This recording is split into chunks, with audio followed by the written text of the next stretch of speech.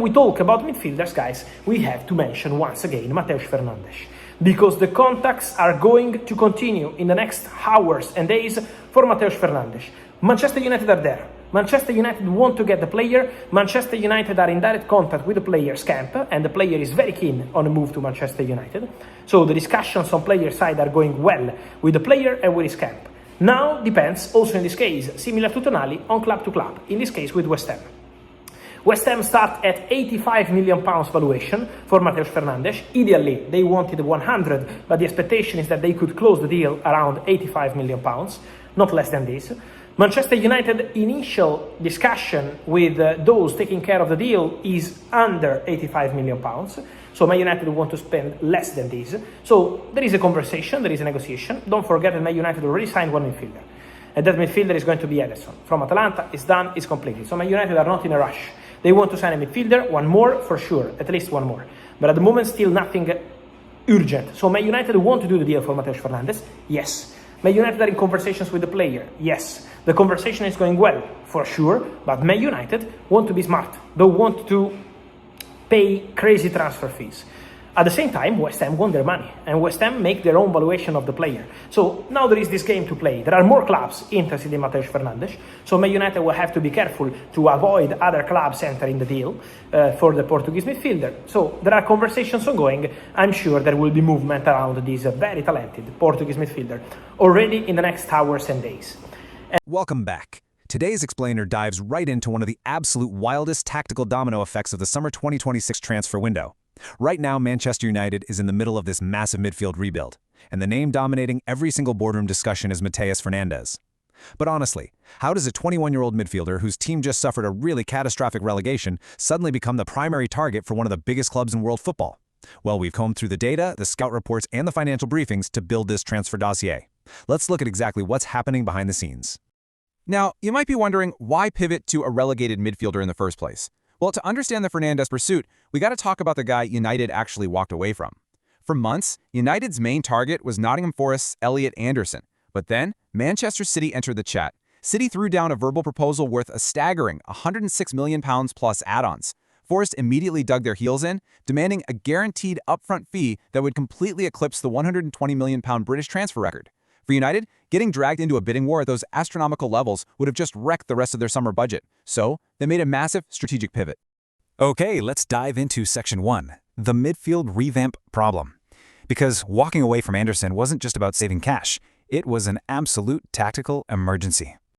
When Casemiro left on a free transfer, it left this gaping structural hole in Michael Carrick's 4-2-3-1 system. Just look at what analysts were saying after that rough match against Sunderland. When Casemiro wasn't there, the midfield was physically outworked, the structure collapsed. Literally, it just fell apart. Carrick's recruiting team realized they don't just need a good player, they need a very specific profile, somebody who can eat up ground, win the ball back, and survive the intense pressure of the Premier League. The club already brought in Ederson from Atalanta, but Ederson desperately needs a partner who can handle all those heavy physical and technical demands. And that brings us to the tactical cure, Matheus Fernandez. He fits the exact profile of a modern-day regista or box-to-box midfielder. We're talking a highly mobile guy who dictates play from deep, boasts elite press resistance, and crucially keeps his structural discipline. Last season, even though he was playing in a West Ham side that frankly was a total mess and got relegated, Fernandez was brilliant. He was leading his team in pass completion, through balls, tackles, and recoveries. Heck, he even scored the fastest goal of the Premier League season at just 29 seconds. The guy absolutely has the tactical discipline United is craving. Moving right along to Section 2, Fernandez versus Alex Scott. Let's head into the data room to compare United's main options. And this brilliantly illustrates why Fernandez is getting the nod. We're putting him head-to-head against Bournemouth's Alex Scott. Both are young, they're both Premier League proven, and both are valued right around that £80 million mark. But check out the starts and the minutes played. Fernandez is logging nearly 6,000 minutes as a far more consistent starter. And the real kicker? The goal contributions. Fernandez has 13 compared to Scott's 6. 13! He's not just holding onto the ball, he's actively creating attacks from deep for a side that was literally fighting for its life. But you know, stats are only half the battle. Boardroom dynamics are the whole other half. When you look at their availability, it's night and day. Over at Bournemouth, owner Bill Foley is fighting tooth and nail to keep Alex Scott, actively trying to tie him down to a massive new contract. But over at West Ham, relegation changes everything. Selling players isn't just an option for them anymore, it's a financial necessity. And that makes Fernandez so much more attainable for United's negotiators. Which brings us to Section 3, Wilco's inside track, because there is absolutely a mastermind driving this specific pursuit behind the scenes. We have to talk about Manchester United technical director Jason Wilcox. The timeline here is super revealing. Back in 2024, Fernandez is tearing it up at Southampton, right? Well, Wilcox was right there, personally monitoring his development. Wilcox then moves to Old Trafford in April 2024. Fernandez gets his big $40 million plus move to West Ham in 2025. And now, in 2026, they're poised to reunite. This isn't just a player United found randomly on a spreadsheet. Wilcox has this insider's conviction that Fernandez actually has the mental resilience to handle that unique, crushing pressure of playing at Old Trafford.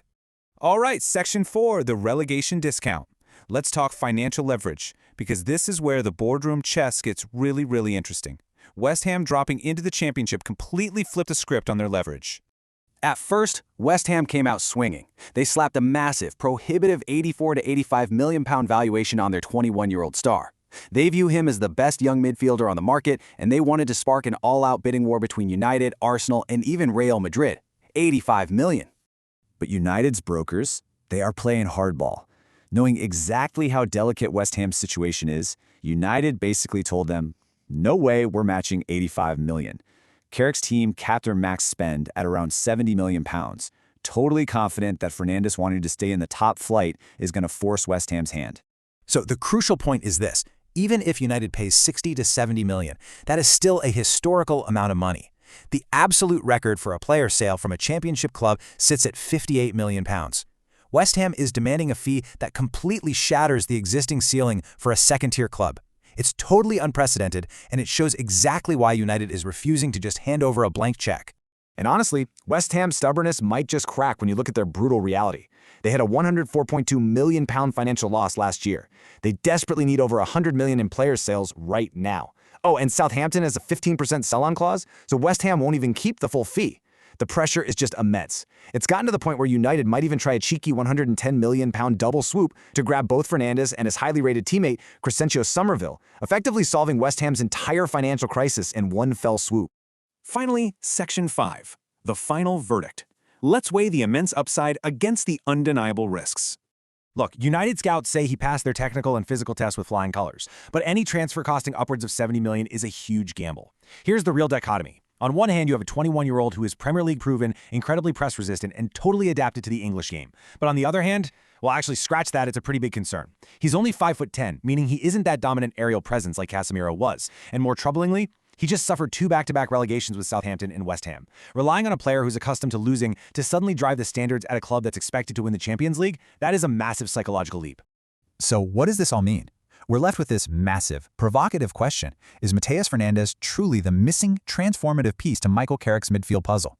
Or, given those insane £120 million price tags for guys like Elliot Anderson, is Fernandez just a safe bet, a sensible, affordable signing that maybe stops just short of being truly world-class? I guess we'll just have to wait for him to step onto the pitch at Old Trafford to find out. Thanks for hanging out with me for this explainer, and I'll catch you next time as we continue to decode the biggest moves in football.